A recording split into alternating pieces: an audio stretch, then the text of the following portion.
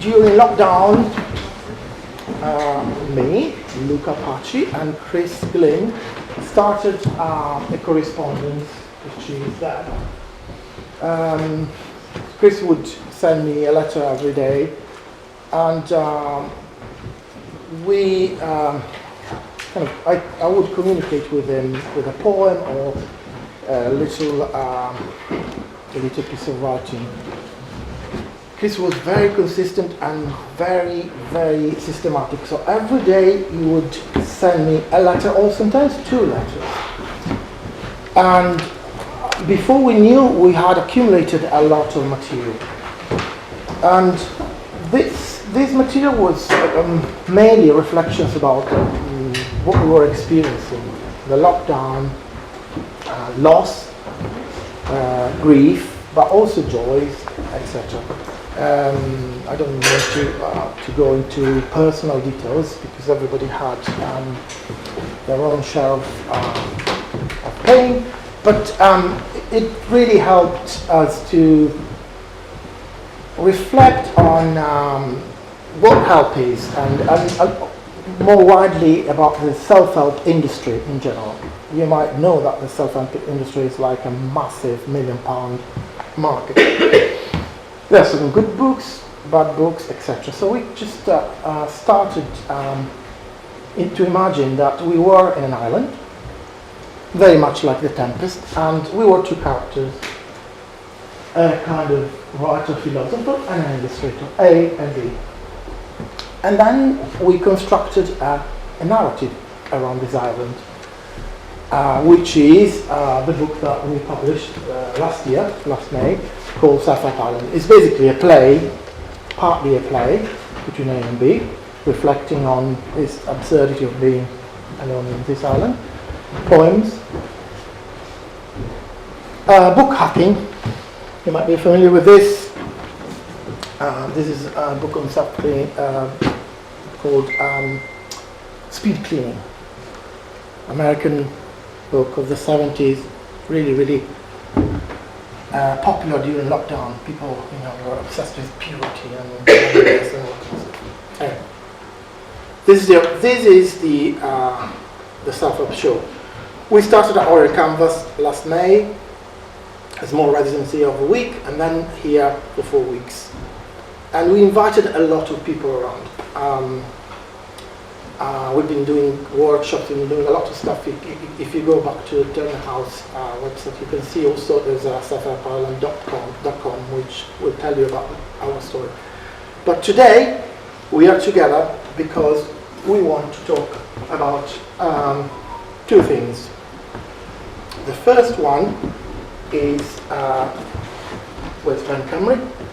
And we have the president of West Cymru here, Menna Elfyn. And also we want to talk about West Cymru with a group of poets and friends. So we've got a fantastic lineup and a fantastic public. It's a very diverse in nature, so that's very good. So I can just put it in all that. So yes, now Menna will talk about pen and...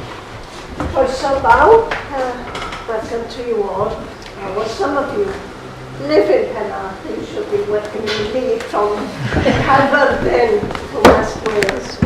Aberdeen, the oldest town in Wales. And if I fall into Welsh, it's because I've come from there this morning, or this afternoon, whatever time it is.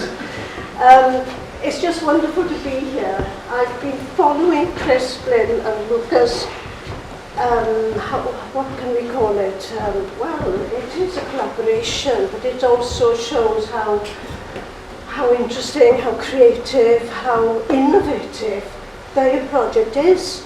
And I think it could be a project that could be multiplied, it could be adapted for schools, for groups, those who feel disenfranchised. I remember the first time I met Chris. I'd met Luca before because he translated some of my work into Italian in Bonando. But first time I met Chris, he said, draw picture in my book. He wanted to buy one of my books and he said, draw a picture. And I was terrified because I was hopeless at art in school. And then I realised how intimidating it is for people who write, for you to say, write a poem. But there is something of that synergy, that sense of fellowship and friendship that creates something quite marvellous as we have today. And I think pen, in many ways, embodies also that sense of being creative, of believing in creativity and in believing in free expression. And we know, don't we, at the moment that Ukraine is suffering bombardment with museums and theatres and places where art excels in order to try and stop voices being heard. They're still heard. And I think Salman Rushdie said you can't stop, a bomb can't stop a poem, a bullet can't stop a novel, but we can carry on and write and believe in the truth. And though Salman Rushdie now doesn't have any feeling in one hand and has lost his eye in another, he still writes. And I think that's something that is good to know and to believe in. I did write a few notes. I'm not going to give you a lecture, I'm not going to give you a sermon. I am a minister's daughter, but that's as far as it goes. Rembrandt said, and I know this because we had a Rembrandt in Carmarthen Museum for a month, and Rembrandt said, we write to find a way out of darkness. He was talking, of course, of art, but it's also true about writing, about art in general, in bearing witness as well. Poetry is a function, and art and poetry, and all art forms, is a way of resistance. And so, with that, I'm going to introduce some wonderful poets to you. Some I know, one or two perhaps I don't know as well. I'm going to start by introducing Mab, I think she's here somewhere, yes, who's from Cardiff, has 3 pamphlets, 3 collections, many Radio 4 documentaries.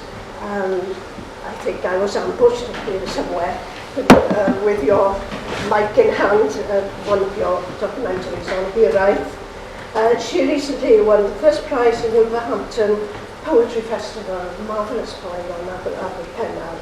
Has had a Creative Wales Award, also a Royal Society Literature Award. I was judged, but I recused myself, unlike some senators in America. I recused myself, and the other 2 judges wanted to award you that grant, which also created wonderful work. And also you've had other successes, which Literature, Creative Arts Award, Aurora Poetry Prize, Jeff Stevens Memorial Prize, and so on. So please welcome Mab. She's going to read for... Yeah, it all sounds very prestigious, except 1, I did write it myself, and 2, I have annoyed my partner this morning by focusing on preparing, and I haven't washed the dishes. So it's always a price to pay for these things. But thank you very much for inviting me. It's probably my second poetry reading in about 2 years, the pandemic. A bit nerve-wracking. I'm mostly going to be reading from this pamphlet, which is now out of print, and the remainder copies are on the table. And I'm sure someone must have mentioned we're giving some of the money, 50% of the money, to pen coming out to charity as well. So I'm going to just amble through this book, which strangely for me has got a lot of poems about Wales in it. And I'm not particularly well known as someone who's very nationalistic, but I do live here out of choice and I am from here. So some of these are maybe positive, and others less so. Let's start with a positive one. So this is called The Ladies of the Boathouse, and I wrote it when I was at the Dylan Thomas Boathouse in Larne. The window at my back cracks open like a mouth, into this place where a poet once was, and where these women now are. The heart of the house these days is its stomach, its scones which warm our noses, its soups which pepper the salty air with herbs. China teeters neatly in this kitchen, where cups and plates are washed as clean as teeth. The women with precision are baking, boiling, serving, washing up the dishes in the soapy, crumb-loved sink. Their work is just to feed the rising tide of visitors, each day a swell of such that fills the slab-stoned back, as they make jokes and Welsh cakes, chit-chat and cafe lattes, these ladies of the boathouse who are its flowery, hog-coached heart.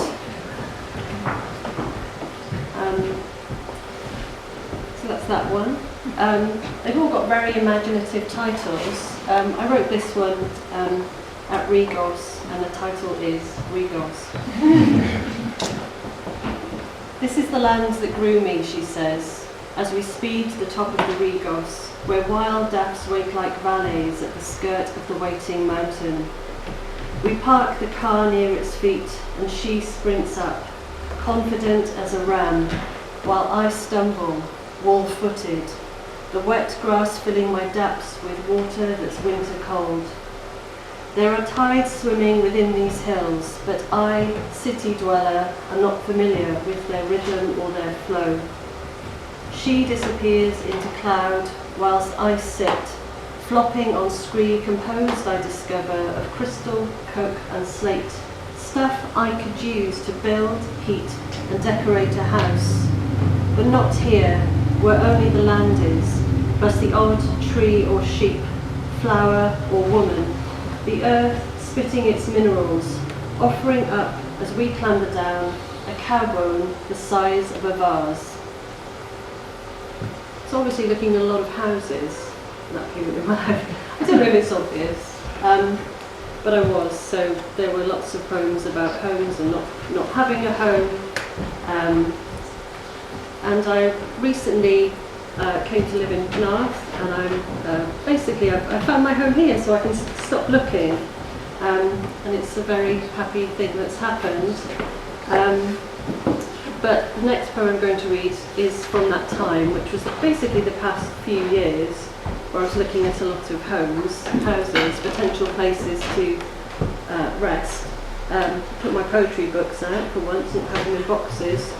And one of these is the poem that won the Wolverhampton Literature Festival competition this month, actually. I went a few weeks ago to collect the prize. There was money, very rare. I spent some of it getting to the festival.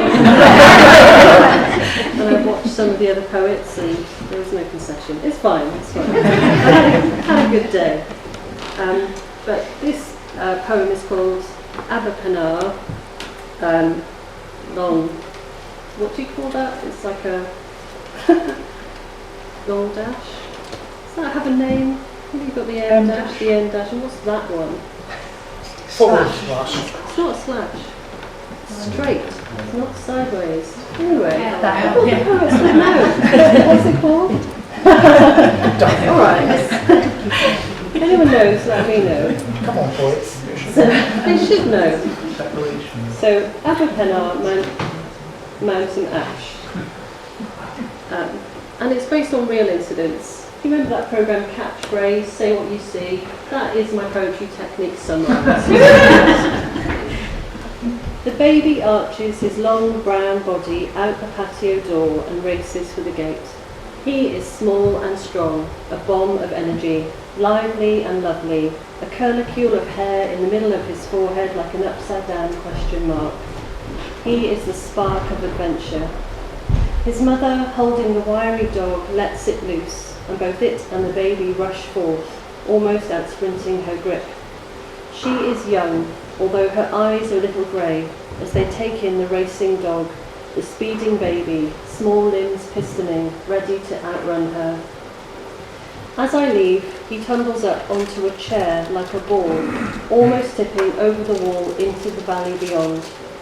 And beyond the alley is the valley, with its trees and tributaries and tribes, its rich nature and human poverty, its trains speeding away to the city, and beyond the city, the baby's legs already pumping to carry him there.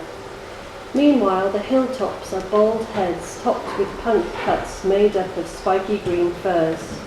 They are as cute and compact, as powerful and silly as the bright brown baby, and they gleam in the sunlight as the fuzzy pup yaps, watching and smiling, knowing that these two will grow into a boy and his dog, traipsing and troubling all over their rounded heads, whilst the mother, a mountain herself, grows to a proud column of ash, coal dust, all her force given for the baby, for the boy, for the man he will become. The river near our feet slow and calm today, but readying as always to swell past the walls of its banks, to burst forth, flexing like a mighty brown muscle, and nothing and no one to hold that sheer force back. That's the end of that one. I can put this down. Great. It's amazing how I'm not very patriotic, and I don't have any children, and I don't live in the valleys, but I seem to be writing about these things. Don't like dogs either, really. So, just read a few more from this book, trying to sell the book on my new bookshelves. This is one that is about Cardiff, where I'm from, and it's in one of the arcades, or it was, last time I checked. I'm not sure anymore. It's still there. I Is saw it it still yesterday. there? Yes. Okay, you never know with these things. And Marcel's is there as well, in one of the arcades too. Maybe other people are here, I can't remember. Well, mostly poets here, aren't we, today? So this is called Summer City. And it's from the point of view of an old woman. I don't know why, it just is. In my memory, this city is always summer. The museum dome a scoop of vanilla. The brewery chimney a dancing figure. The hum of Queen Street's like child's song, the shoppers hopscotching to buy. Though I am old and the veins now jump like skipping ropes in my hands, my hip bones stiff and as delicate as meringue, and though winter comes again to smother us in grey, still the city sits golden in my recollection. The river a holiday Bangor, the bay as blue as a tip-top, the eyes of the houses smiling down beneath the thrown ball of the sun. Here's one about Barry Island. I feel like I should turf like that, but I'm not going to. I don't do that anymore. I'm a serious poet now. So this one again, very imaginative title, Barry Island. I'm riding the back of a banshee to Barry, the screaming, buckling body of the train, pramful and bustling, passing the eyes of houses, the arms of roads, weaving under wiring, the pylons standing guard. It's summer, and Maggie Vach will be there, and all her holiday children, under sun hat, over sand plot, fielding armfuls of ice cream into all those unfathered mouths. The sea will marathon closer, bringing broken glass and shells. The seagulls will dare a dive when the littlest plops her comb. The pingu bins are waiting, and the donuts are mouthing their O's. I'm on my way on this ghost train, in sunglasses, a spectre, a single woman amidst the babies, non-toddlered, not belonging. As the sandcastles rise, I'll finish this poem, the hissing sea for a friend. So I'll just do 2 more, that's okay. I did time myself. I'm just asking you because it's the polite thing to always pretend you don't know, isn't it? I don't know anything anyway. I've read some of these, before the pandemic quite a few times. So this one is called, again I think of moving, and then under that is the line I can't remember the name of. Do you know that line? Sorry, let's have a chat. This is always my favourite part of poetry reading, having a talk with other humans. you know, you've got the title and you've got the ding, ding, ding. Hello, Caroline. Again, I think of moving. Epigraph, written sat by a seaside slip road in Criccieth. Ooh, Welsh GCSE. Not very good. But what would I do up here in the north, where the sea is blue and moaning, and all the hunched-up castles remind me of defeat? What would I do in this titchy village, with little besides a butcher, baker, bargain booze, except eat bloody sausages, too many currant buns, grow fat and alcoholic, and still always think about you? Slip roads are made for slipping, Cariad, and waves, postcards or drowning. The north wasn't made for women like me, who can't drive, or swim, or forget. And this is my final poem, and then I get to relax and listen to the other poets. So this is the best reading position, I think. And it's about Pendine. Can you guess the title? A man tells another man of a different man who once broke the world land speed record here.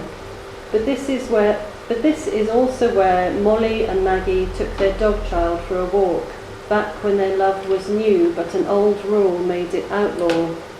Tell me, which goes faster, the forward hurl of civilization or Cupid's haphazard arrow? Tell me, which is greater, the passion of man's competition with man, or that of two women's embrace? Thank you very much. We come to the final part of this. There are two parts to this afternoon event. And the final reading of this part will be Philip Ross, who's in front of me here. Philip has published 20 collections, and all of those collections, so many have been nominated for prizes, especially the T.S. Eliot Prize, where he won in 2009. I think there are some, his recent on sale, which some of them are going towards pen and deep field, table water. I'm trying to remember.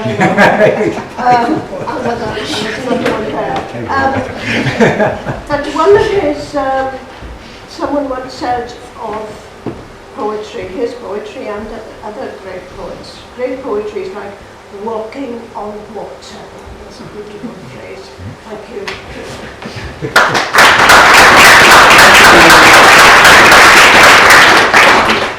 Thank you. What a lovely afternoon to be part of. Thank you. Fancy, all of those books and everything I read this afternoon is going to be from one sequence in one book. But then again, that book and that sequence are called Between the Islands, and it is relevant. It always seems courteous to start any reading, if you can, with a poem about something you can actually see from the place you are for the reading. It's not absolutely true unless you climbed up on the roof, but if you just walk down the alleyway outside, you will be looking out over the estuary, and you will be able to see the island of Flatholm with its lighthouse and its deserted isolation hospital. A colony of nowhere that the sea creates, so close to home. They'd see the smoke, the docks they can't reach for weeks as they unload their freights of illness here. The cholera, the pox, to sweat them out. If not, there's soil enough. Wind scrubs the fever house, if not clean, at least raw. When the sea cuts up rough, this could be Cape Horn. The kingdom of quarantine is a republic now whose sole commodity is distance. There will always be a trade. And now here's Marconi to girdle the earth 3 miles, the first step for the first words relayed over water. Are you ready? Can you hear me? This in slow, stuttering Morse, to pause before, yes, loud and clear. That and everything else I'll read, as I said, is from one sequence. Some poems, like people, need to talk to each other, and that's especially so of these odd 14.5-line sonnets. You can tell from that stray half line at the end that each one is reaching out to connect with the one that comes after. So, trust me, bear with me, no more chat between these poems, because what comes between them is space, a bit of distance, a bit of silence. All I'll say in advance is that sometimes we'll be in the islands of the estuary out there, sometimes we will be in the Isles of Scilly, way out of the Atlantic tip of Cornwall where I was born, and finally we'll be going towards an island on the frozen Baltic, which is where my father came from. And behind them all, what really, more than the island thing itself, makes them at home here this is about friendship. It's not so much an elegy as an unfinished conversation with a friend who we never fell out, we just drifted into the wrong kind of distance. And then she died. So, bear with me for 6 sonnets out of Between the Islands.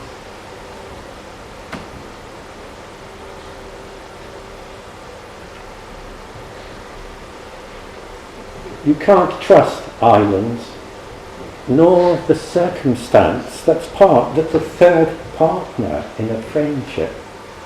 How it shifts. Steepholm and Flatholm dance slow, don't-see-do out in mid-channel. It depends which shore you look from. Now, blunt but exact, a blocky container ship slips through the old illusion.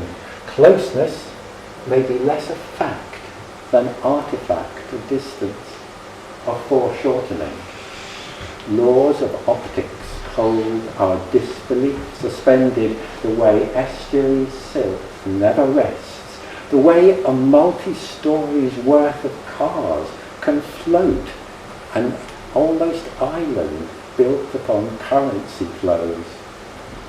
As if somewhere on earth all of our times are places still there one day to go back to, one day when there's time. And look, we're just a step away.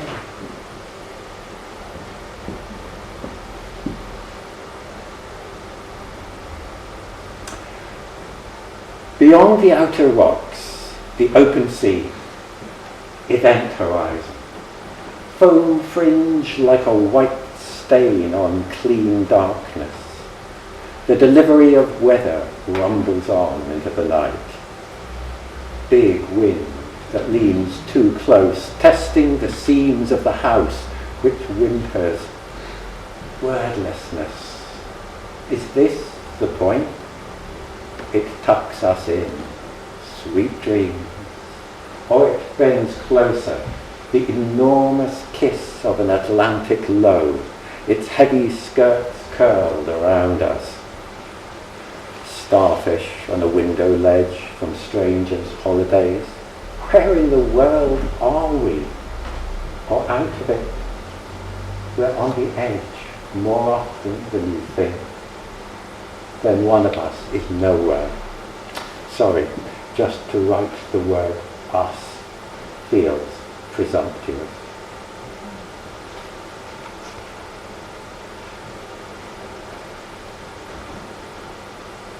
A sentimental error, this, to see islands as fact the sea as absence, unplanned, salt, estranging.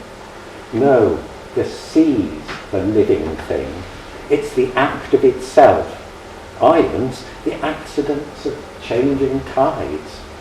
One rock of the bedrock has a crust of humus, blown or bird-shaped seeds, decay, making, remaking itself. It has rains, time, and us. Another's just lodging enough among the breaking spray for the continual shriek and wheel of seabirds. Another no more than a snag in the swell where it goes crimped or glassy to reveal, conceal the reef. We can give it a name, a light, a bell, the wolf, the manacles. Nothing of us lives there but words. As if a word could fix things, friends adrift. The sea won't care.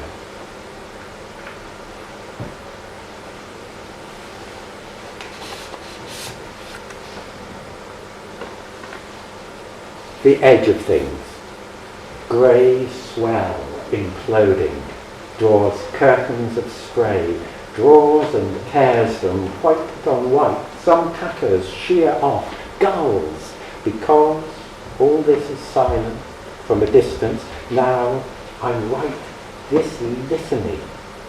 Hanjegu, Menavor, Geninik, Prebawathan, Rosebeam, Gorgon, Mincarlo. Language further out from shore than Cornish, more like seal speech, a translation of the same and shifting word sea shapes. Now shags measuring their wing beats to the dips of waves they skim, the whir of puffins, how terns pin themselves still almost by their wingtips to the sky. Can I, ooh, you would smile, pretend I don't do ritual, share this, the great calm surge, lands and languages end.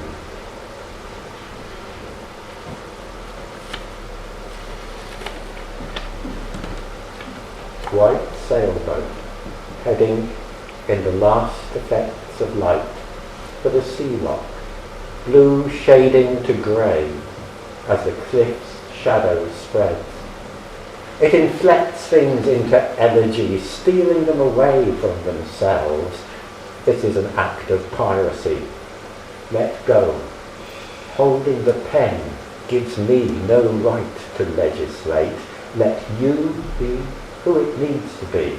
If heading homewards before nightfall comes to hand too timely as a sign for dying, the tide tables are its text, no other book, no metaphor, not mine, not even yours. When you were readying to go, I had to read it in the papers. It was news to me. It's that. Believe me, I am talking to myself. I find hard to excuse.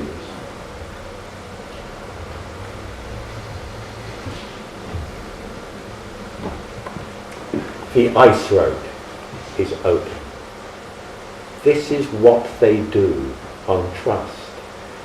Dim, haloed car lights following each other, not too close or distant, through months-long white dusk, flurries swallowing their tracks. Beneath its frozen crust, the almost tideless Baltic, scarcely salt. On a shore without a foreshore, boulders wait, lost children of the ice sheet. This is more like tact, like friendship, than like love, that word that wants to conquer worlds. Here we can meet, between islands, so wide and flat they're like horizon, inked in. Here, the clarity of cool north light. Nights longer, lost and gay. They listen for the news. The ice road is open. We can cross.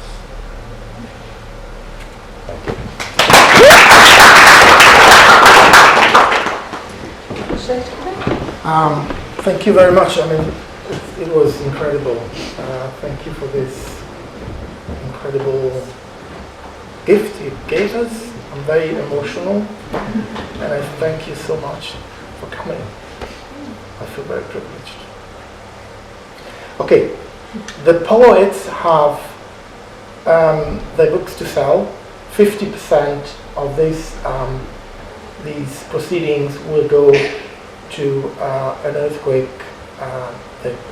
obviously a horrendous earthquake that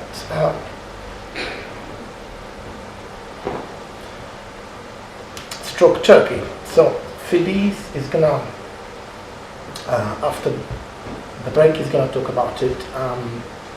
So that will be that. Menna, who's president of Wales Ben Cymru and represents Wales Ben Cymru, is here as a writer but also as an ambassador of Wales Ben Cymru. You writers, everybody is a writer, should join Wales Ben Cymru. It's only £4 a month. Come on guys, £4 a month. And it's a great organisation. If you want to know... There's a reduced rate for those who are retired or not working. Absolutely, yes. £2. Yes. I hope I made that up. Hold to account. But if you want to speak or talk to people who are PEN members, I can see at least 3 board members here. We have a new chair, Dylan Lord there. So. Got Caroline, who's a part of it. Got Feliz, who's part of Ben Cymru. Feliz and Jenny here. So, you know, if you want a discussion about what Wales Ben Cymru is all about, then please, here's your chance to talk and find out how you can help and be part of what I think is one of the most important organisations in the world today. It's 100 years old. And you know, human rights and freedom of expression is more and more at the forefront of democracy and everything else, without going into This show grew from small beginnings, from correspondence, and it grew into this. It's expanded like a concertina, and we're going to contract it through this event, through the next weekend. The closing is going to end up with us taking as much as we can of the show in this suitcase, the bag of revelation, to Italy. So we're going to contract it, so it's very enormous at the moment. It's at its peak. There are various rabbit holes in the show. There's a rabbit hole of objects. There are tunnels into different areas, into theatre, into music, into making, into writing. It's a multi-arts event. And one of the disciplines that's here, apart from millinery, which you're experiencing now, perhaps, we have this bowl, and this bowl is going to go ahead, it's going to travel. It's going to collect, I'm a collector, I'm a gatherer, a squirrel, and we're going to collect phrases from today, and we're going to collect vignettes. There's a drawing emerging there of the self-help island with guests, people who have come into the show, drawn as people on this island, on this fictional island. And those vignettes will be drawn and then fired onto this. So we'll have a record of that. This will go on as a fragile thing. It's made by Duncan Aiscoff from Cardiff School of Art and Design. And so that's what we're going to do. It's going to be second firing. So I invite you, it's not competitive, it's not a competition, but if you'd like to, if there's anything you think is auspicious or important or a thought from today, you think that's worth remembering, please can you write it down and just put it in the bowl, and we'll work out how we can fit some of most or some of them on here. It's a bit like this one, your gardening tips. Have patience and get outdoors. So that might be it. It's representing a series of walks along the coast. We used the coast for this show during lockdown. So Tremorva, Splot was the dystopian end of the island, and then we went to Lavenant Point, which is supposedly idyllic end of the island. Who knows? But they coexisted, and we're recasting Cardiff, Penarth, Lavenant, Tremorva as this imaginary place, and I'm going to be collecting those conversations on here. So we'll have an artifact, and hopefully that artifact will stimulate further conversations that we pass it on. So anything that occurs, write it down. We do have index cards if you like index cards. We've got postcards. Maybe if we just circulate those around. So if you feel moved to do that during today's show, please pass those around. Any thought, any poetic moment, might be something you said, somebody else has said. Nobody's going to be attributed. It's not going to be. We're not going to give you a name and say. Thank you, Chris. Thank you. Okay. I'm good. Now, Phyllis, please.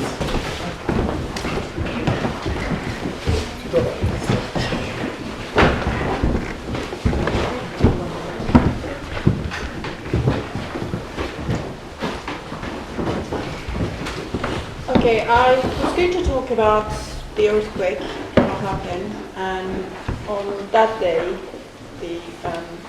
or the next day of the earthquake, I'd written a poem. I don't usually write poems, and I sent it to Jenny. It was not a poem, but actually it was just, I wanted to speak out about what happened that day, and Jenny kindly thought it was okay. As a poem, and if it's okay, actually, I'd like Jenny to read it, because I'm thinking if I read it, I'm gonna make it all about me and cry. Would that be okay? It's perfect. Okay. Yeah, Jenny? Just please remember that Phyllis is here to collect some money for the. Yeah, I'm gonna talk about that very briefly. Yeah. Okay. Well, feeling very helpless on that day, I was thinking in the evening what I could do to support what people was going through, and it was the beginning, very beginning, and you know, we've had a lot of earthquakes. I experienced earthquakes myself, and usually it affects one city and surrounding areas, or two cities and surrounding areas, so we knew it was a disaster because it affected 110,000 kilometers square, so 10 city centers and surrounding areas in Turkey and parts of Syria. So it was clear that there was no coming back from that. This was a different scale of a disaster, and you know, people were motivated. It was nice to sort of see the interest in the international community, but I knew that the aid never reaches certain areas, certain populations. They're not considered vulnerable enough, they're not being reported and so on. And one of these places were one of the community centers that my family is involved, and I could see people at the background.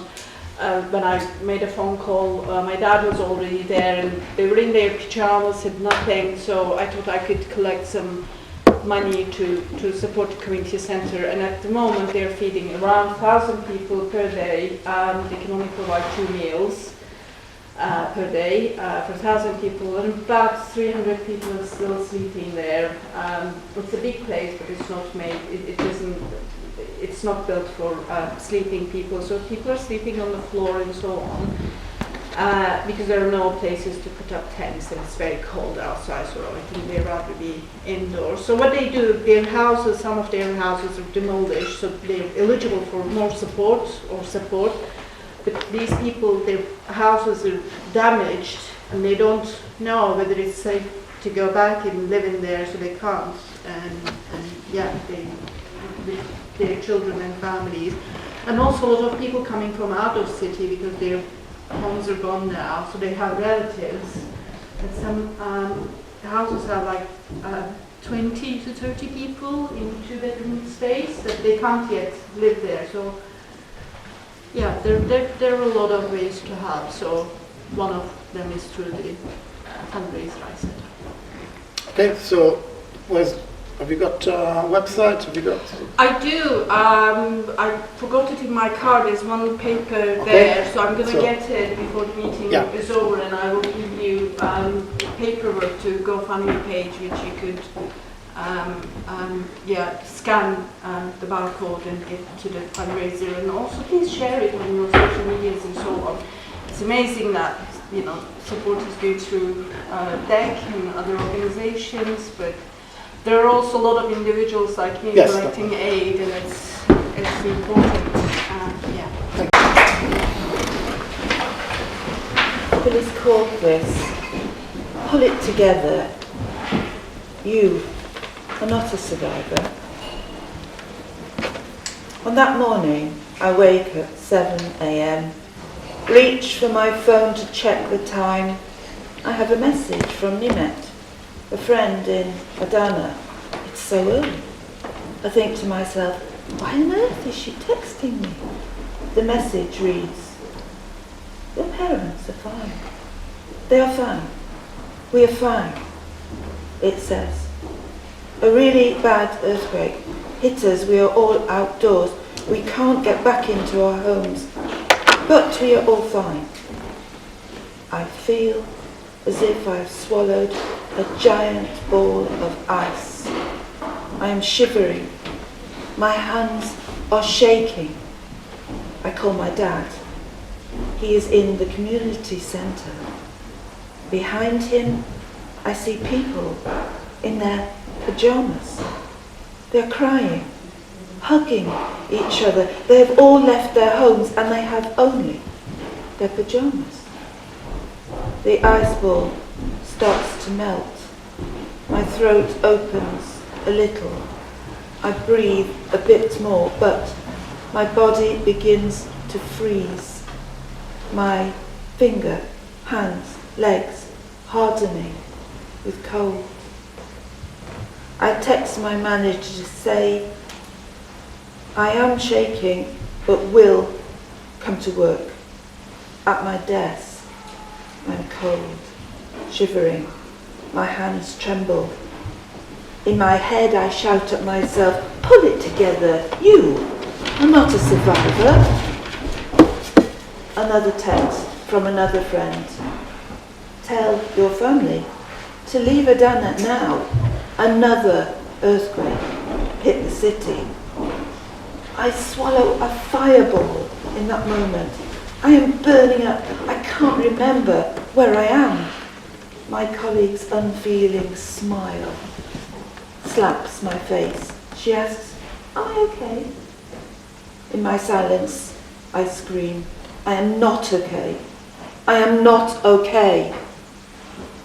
I tried to continue to work, but scared of seeing that cold grin, that poor attempt at a genuine smile. I cannot be there. I get into my car and start crying. My silent scream echoes and re-echoes in my head. I am crying. You are not a survivor. Pull it together.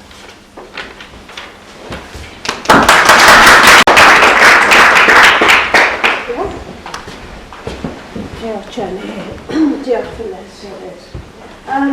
We've got 3 blood eaters, well 2 and a half. I would have been a half, I don't really got 2. But I want to introduce now Luca, who's one of the 2 halves that we've already heard from Chris. And I just want to reiterate again how a marvellous event it is, and it's wonderful that we're gathering here and being part of this project. Luca I've known for many years now, and as a translator of my work, it's always terrifying to be translated. You're afraid they're going to find out something about you that you want them to know. But Luca, of course, is a poet in his own right, and multilingual, and apart from the South Island, there's many books out, and I think they've been on sale there, Alibi and Tempo, marvellous, huge books, which means such a lot of work to put all those together. He was our delegate at the Congress in Uppsala, Penn Congress, and we were very delighted that he was there to bear witness and to come back with news and the way forward for the organisation. So Luca, I'd love to read. Thank you. What's the introduction? I'll fetch a South Island book.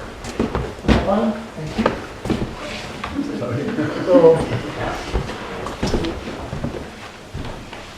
I love collaboration, so I'm going to be very quick, so I'm going to do like just 1 or 2 poems, not more, because I'm aware of the time and that's fine.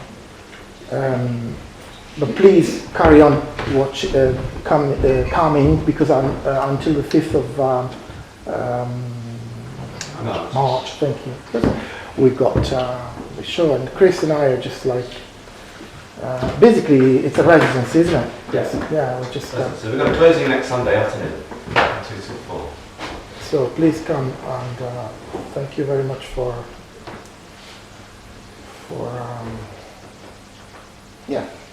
being here. This is called Miranda, and because she's not here, I can say that I'll dedicate it to my daughter. It's actually my daughter, Miranda.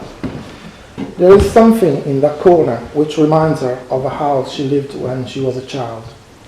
The corner hasn't changed. It is there, immutable. It is the same one. No. Memory, this goddess, too much power. Whatever it is, she needs to get out of it on her own terms. Feeling her palms does not help. Praying, perhaps. It's too late to go to lessons. Cars are queuing up on the school runs. People go about their business, and everything carries on without her and despite her. The surface is smooth and white. It reminds her of an eggshell sitting without intention, white and aloof. They say it'll pass, and she knows it will. But now she's the pain, and she cannot go away. Time trickles, molesting moments, and sticky seconds and minutes and hours, playing like the smooth surface of the table. Anger seeps in, a liquid form gaining momentum into her veins, heart pumping, the skin thin and translucent, the passage to it in between folds. Feelings manifest themselves. Chris. I'm imagining people in different places. Imagine after 10 days of lessons in all the different schoolrooms, encouraged all those people just like me with nothing to say. I don't feel like lessons. We must work hard as we can, reading poetry in a churchyard, cleaning pigsties, pulling turnips. Beginning of the film, much more interesting than teaching the school and choir. A spellbound crowd, hard to get used to, listening, waiting. But if I found what was outside London a playground. Back on the farm, filming began and scenes took them in imagination around the world, compromised, ordinary.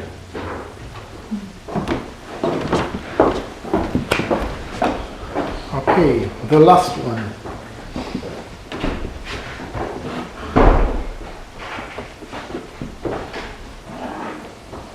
A true consciousness, however, is one that arises in spite of ushers. Actors, characters, stage manager, technician, prompt and psychiatrist, they all make their way back to the dressing rooms. Stick to the surface of minimal writing, as you said, of course. We need to. Perhaps undermining conscious ways of making sense, for Christ's sake. You Jesuit. Io sono, dunque penso. Stick to the surface of minimal, or you will skid, ice breaking this beautiful, transparent water, still floating. Acknowledge your influence and indifference, host your enemy, pardon your traitors, embrace cowards, stop wars. You kindly amaze me, alone in the desert. The camera lingers, and the trip you made to Mount Etna. Smoke is coming out of the active volcano. A woman prays. She's naked, part of a dream perhaps, beautiful and absorbed in prayer. Her heart is pumping, deafening noise, smell of sulfur and lava. A true consciousness, however, is one that arises in spite of ashes. Thank you.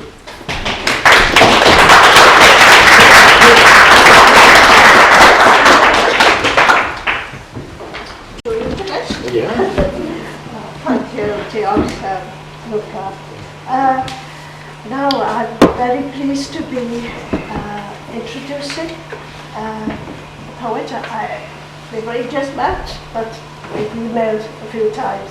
Lesley James, who's a teacher, writer, originally from West Wales, my part of the world, shortlisted in 2022, UK very short story award, Love Reading UK, and there's two, I'm looking at some of her literary magazines, Devil Chapbook, a wonderful title, A Walk with Scissors, marvellous title, from Infinity Books, so please welcome Lesley.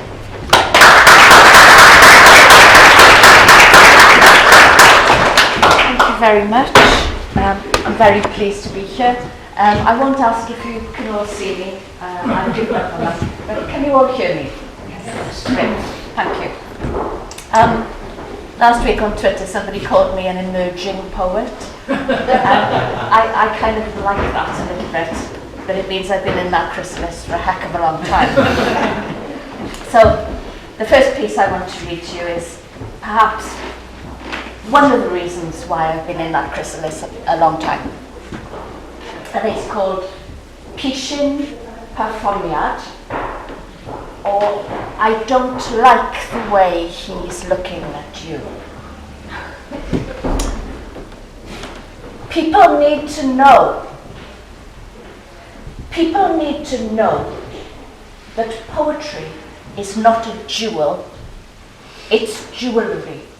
I craft this thing and burn my hands, and still it isn't ready. But here, look, it's a thing, burnished with a pin, and I wear it here, like a breastplate.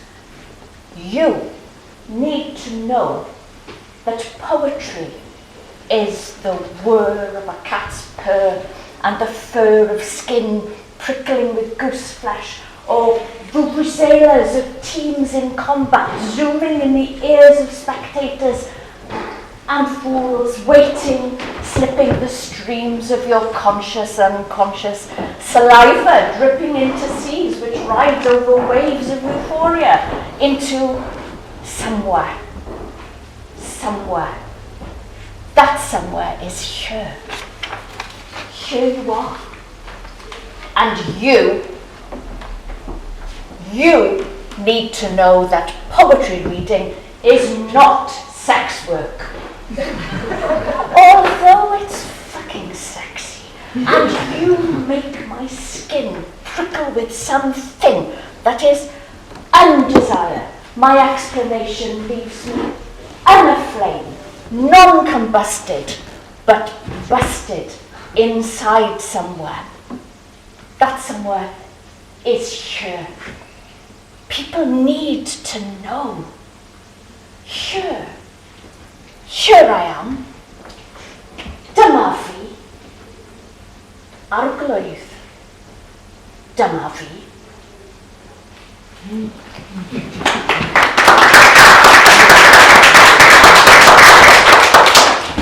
So that isn't in this.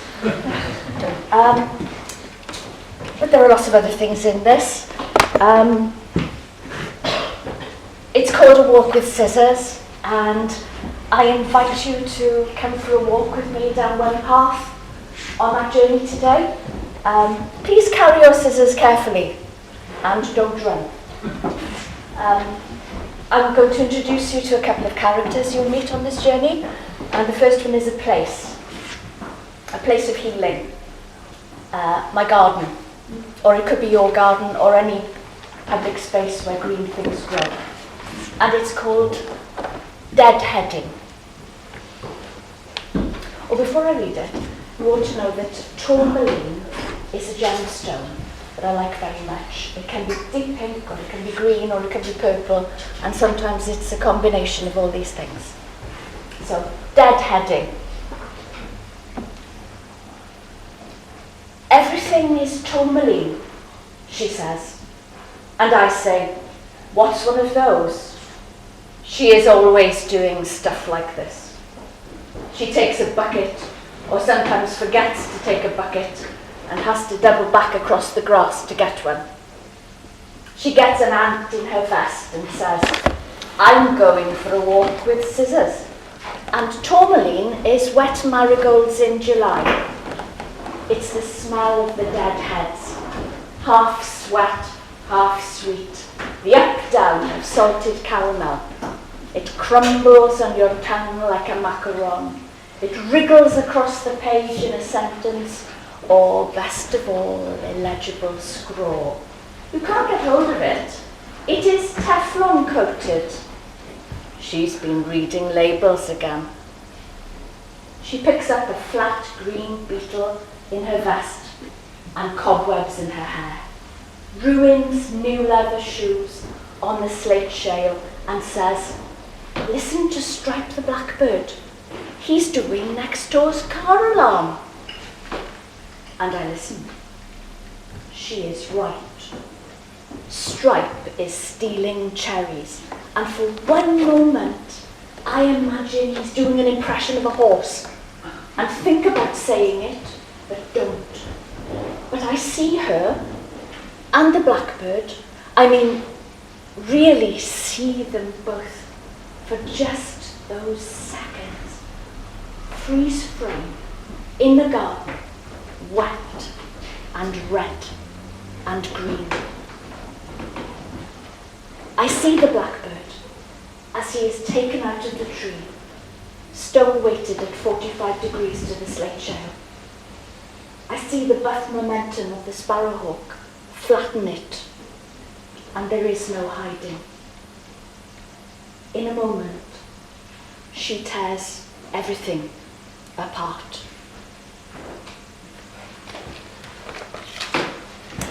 So the next person I want to introduce you to is somebody we're going to go and visit. And please bear in mind we've had to self-isolate for a week before we go there. So the time spent with her is going to be very precious. And I'm just going to have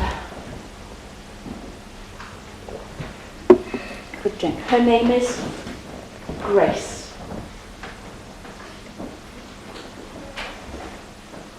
Even on my mother's last day in hospital, before I left, I couldn't bring myself to hold her hand or take her in my arms. Her angularity was a stop sign. Johnson's baby powder, a repellent. Her clawed hands full of grasping. My aunt, 97, and in a care home, is warm and fragrant in my arms. Her skin is the blue of creeping flocks. We're both crying, and I kiss her face and tell her that I love her. "I have loved you too, sweetheart," she says. And it is the past tense that comes home with me.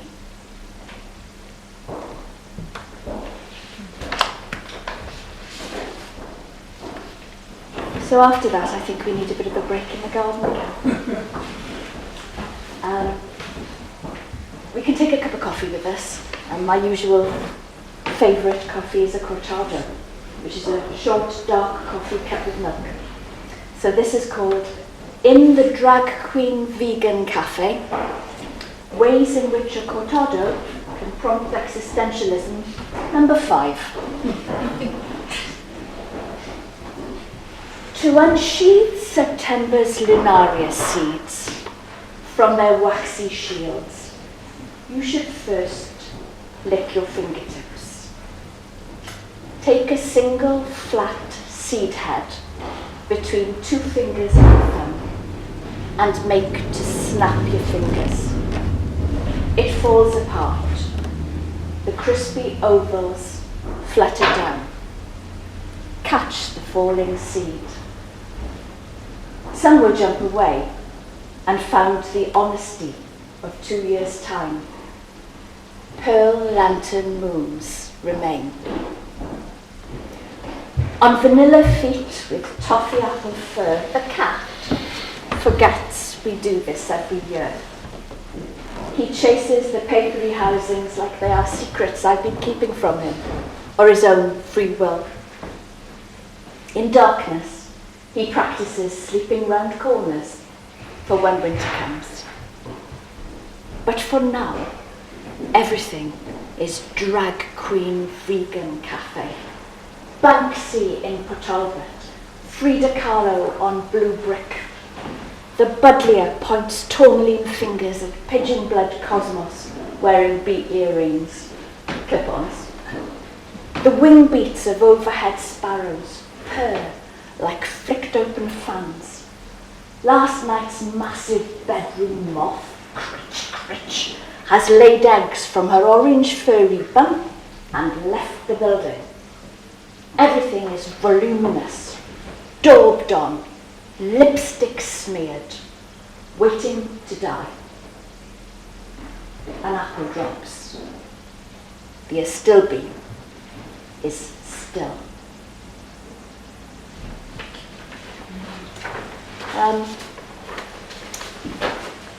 Like us all, I think we had losses over the past couple of years, and this exhibition is all about coming to terms with loss and reconnecting. And this is dedicated to somebody that I lost for the past 2 years and miss very much, for Tony.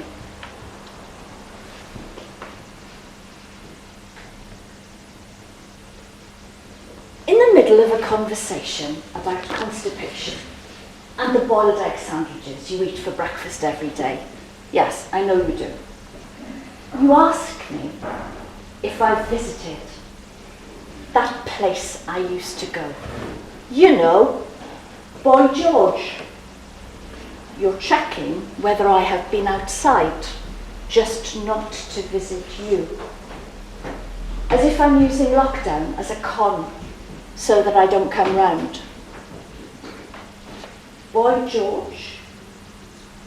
Boy George to Lloyd George. Lloyd George to my gym. By the time I get to David Lloyd's, you're dead, but not yet buried. The foyer smells of coffee, martyred toast, and swimming pool chlorine. I am visiting Boy George, and you come too. Not here, but in a Cafe Nero where we used to go. My hair still redolent of swimming pool chlorine. I toast you in cortados and a buttered bun. And in all the background music, Boy George. I picture him in a conspicuous hat, woven kaftan, beaded hair.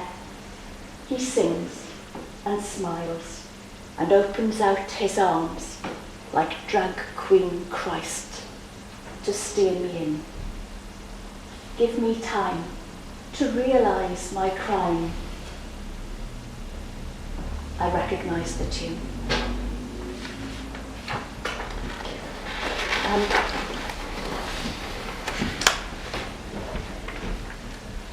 It's funny, isn't it, at the most serious occasions, the absurdities of life can leap out and rob you.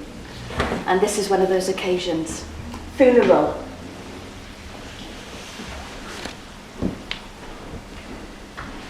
The gathering was just as I'd imagined. Nag Champa incense climbed out. After all, the funeral had been delayed. I wore a hat. Uncle Ted and Uncle Cedric were in the same room for the first time in 20 years. They did not speak. The flowers nodded at disapproval by being too big and too interesting, especially the blue steel thistles, which got a nice undercurrent started. My godchildren sat near and hugged and kissed me to whispered conjecture. I did not introduce them. A recording of Mi Glawaf Dyner Lais by Cerys Matthews and not sung by us, as is the customary way, finished everyone, including the minister. Auntie Christabel sucked her lips. We never liked her voice. A cousin pinced me by the crook of the elbow and asked, where do you get your outfits? I said, TK Maxx. My mother would have loved it. Last two for me now, two quick ones. You find me in the garden again, trying to talk to plants to find out what it means to be a human. Rag and Bone Man. He croons at me from the street through his truck's PA. His keening asks for my radiators and other things I can't make out. He sees me bow to pick the bleached June bones and crispy skins of tulips. Allium leaves tangle like wet hair. What I like most about this day is the nothing, the cleared soil, the no time to be elsewhere. I give him my ironing board and hope that is enough. And finally, people ask, what is the point of this? And I suppose the point of this is this. Late blooming. In Tai Chi, I lift my ribcage to the sky. I raise my mirror hands to pat the clouds. I am the wind that rocks the willows, twin dragons swimming out to sea. Here in the garden, I'm guardian of ants and water lilies. Umbelliferous grass is ladder to a dragonfly, which hatches backwards out of itself and leaves a brittle chitin relic, vacant doppelganger. Ants shift eggs from a formicary under the doormat, ferry beige ovals fast before the robin comes. Gnarly green tureen gunnerers scoop up sun and radiate. This is the point. The water lilies are climbing out of the pond. It's about time. Their mottled hearts to the sky rise on stalks, green purple, rain splashed, but less poetically. Perfect. Last year the blooms formed in March. Too early, too late. The years before, a buffet for some newts. Now, dynamic in a late flung fling. They're preparing for some thing.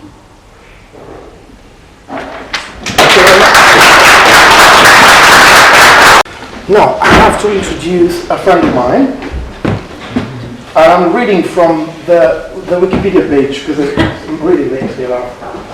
Menna Elfyn, FRSL, is a Welsh poet, playwright, columnist and editor who writes in Welsh. She has been widely commended and translated. She was imprisoned for campaigning as a Welsh language activist. Can you expand on that? You really want to know. Non-violent campaigning for the Welsh language. Jigger Clark tells me I have to say that, otherwise people think I'm, a thief. I am translating now part of her poems, collection of poems called Spirit, which means mercy, we discussed how to translate it in each other. And that's a good memory, to read to Spirit, which is great for Welsh speakers. Anyway, the one and only Menna Elfyn.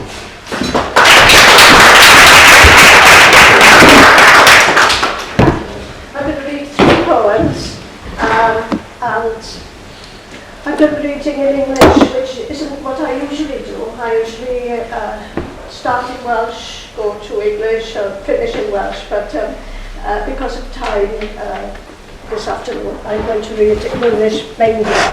And I'm going to start with a poem that was on, I don't know how many you stay up for the verb. Anybody listen to the verb on Radio 3 on Friday at 10 o'clock?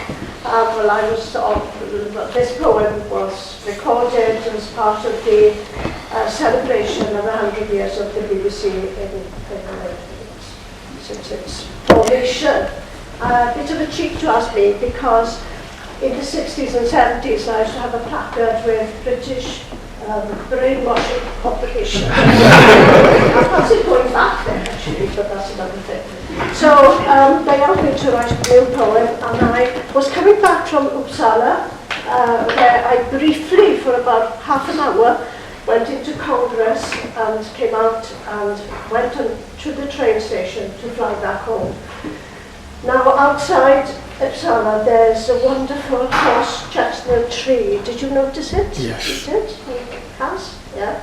And I stuffed a lot of those, I collected all those copies I put in my pocket and my purse. And then arrived at the airport. I know you're not supposed to have these strange substances. And so I ended up having to throw them all back because I didn't want to have them go through my luggage. So that's the poem. But it starts as a poem about conservation, I suppose, of nature, and it ends as a kind of peace poem. But read just one stanza in Welsh, as they did on the radio 3. Cadwodd y gastan within I hynewid, hydref eto a gorwyddant ar lawr, fy ngwahodd I fynd amdani, cipio heirddion afradlon, bendith adnoed. The chestnut tree kept its promise. Autumn again, as they lie in disarray, invite me in a free-for-all, scuba beauties galore, and I feel blessed. From palm to pouch, then snug, nestled, high hopes of childhood regained, skewered on string, the haggler's aloof, from conquer to conquered, alas, a sudden jaunt at the airport's dark warning, forbidding such frivolities. For the sake of peace, I release them as they join deplorables, lipsticks, aerosol scissors, all unknown substance, dispersed in the shrouded bin, all asunder. Oblionkers, checkies, those pre-loved but adrift, no sanctuary as they're deemed enemies of state. And yet in the Great War, children's small hands gathered harvest of contact, covered for sovereign power demands. Still today, I celebrate anew these gleaners as they lie intact on earth, asking of nothing more than the gifts they bring. Ond heddiw, dathlodd y pefrion o'r newid, wrth i ddidorwedd yn gyfain ar ddeiar, heb ddwy na gofyn am ddim mwy na'r rhoddion mewn croen. On Radio 3, they were talking about how to finish a poem, and we've all been there, haven't we? How do you finish a poem effectively or happy or not? And of course, I didn't know how to end the poem. It was a kind of walking to the airport kind of poem. And then I read that children had to collect cockers because they made shells and bullets for the Great War. And so suddenly the poem that was very childlike turned on to be something else. I read, that poem was written in English first of all, and I try not to, I feel I'm falling into English all the time for some reason. And then it's difficult for me to translate myself into Welsh. It's strange. Anyway, I wrote this in English as well because when the war in Ukraine started, and I'd been to Donetsk and I'd been to Kiev, and I was thinking of all of those students that I had done creative writing with. And on television, you know, in the early days, there was fury by the ordinary, you know, by the people. And this mother on television turned and said this, and I'll just read it because it's a kind of found poem. The Ukrainian mother interviewed on television. I wondered often what became of her, facing the camera that day, her arms held high as if wringing someone's neck. How she gestured she'd kill a Russian soldier with her bare hands if she could. Then stopped still. She stutters. I'm not sure what his mother would say to that. She surrenders again to motherland, remembers anew how captive they are from breast to country. To give birth is what she feels, and warmth at the other mother's womb, each to her own offspring, both wounded from birth to love and lose, her fury tempered by tender notes, those scales which hear the fear of life and death, as she speaks of unreal real time, abides again to the in-betweenness of motherhood's lonely state, and a song is lost. And I finish with a poem that is a draft, really, and it's something that I've often thought about, this, our need to clapping is about clapping. And I've written here a kind of epigraph myself. Only a poet would ask an audience not to clap, in case they disappoint the other poems. Only clap at the end if there is an ending in singing. That's another poem, I think. I've got 5 poems about clapping, but you get this one for now. And it's in memory, well, I'm not sure about my memory of Miss Truss. Do you remember her speech whereby there was a first clap and then everybody clapped and there was somebody there or as an orchestra or orchestrating it? The prime of as prime. Today in the auditorium we hear a politician's peroration announcing a salvation on the syntax of taxation. After her shrill mouthing a word or two, a sudden hand claps in the shadows to ignite a mighty thunder, ecstasy in full swing. A greater sound was never heard, standing on feet, chairs rumbling, all in holy praise of the chief, a feet who could greet the hall with the greatest soundings ever. All for the right of one clapper in directing from unknown quarters the consecration of the newly elected PM in her prime, creme de la creme, bonds and stocks in elation. Then and there ended the speech, the revered congregation a swell on feet swooning at a smidge of kiss on cheek. Then the shaking of hands, she who'd promised them to keep their money where their tight lips were for the sake of her beloved Brexited country. Its duty, bounty bound to thrive and drive and dribble blow and taxes, cut, cut, cut. But the clapping stopped. The markets in a hissy fit. All money's worth withdrew, blew wisdom into closed hands, apart from one hand clapping.